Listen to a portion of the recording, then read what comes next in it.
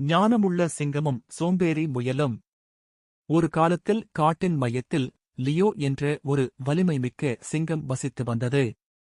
அது வலிமையானது, துணிச்சலானது, அனைத்து விலங்குகளாலும் மதிக்கப்பட்டது. ஆனால் லியோவுக்கு ஒரு விதி இருந்தது: ஒவ்வொரு விலங்கும் காட்டின் நல்வாழ்வுக்கு பங்களிக்க வேண்டும். ஒரு நாள் ரோலோ என்ற சோம்பேறி முயல் குளிர்காலத்திற்கு உணவு சேகரிக்க உதவ மறுத்தது. நான் எதையும் சுமக்க மிகவும் சிறியவன் என்று அவர் குதித்துச் சென்றார். லியோ ஒரு கூட்டத்தை அழைத்தார். சிறிய உயிரினம் கூட பெரிய மாற்றத்தை ஏற்படுத்தும் என்று அவர் மெதுவாக கர்ஜித்தார். ரோலோவுக்கு ஒரு பாடம் கற்பிக்க லியோ அவருக்கு ஒரு எளிய பணியைக் கொடுத்தார்: ஒரு நாளைக்கு ஒரு கேரட்டை சேகரிக்கவும்.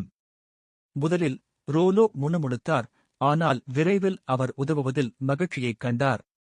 குளிர்காலத்தில் காட்டில் ஏராளமான உணவு இருந்தது.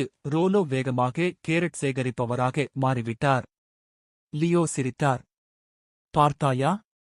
நன்றாகச் செலவழித்த நேரம் ஒரு வலுவான காட்டை உருவாக்குகிறது. அந்த நாளிலிருந்து ரோலோ மீண்டும் ஒருபோதும் சோம்பேறியாக இருக்கவில்லை.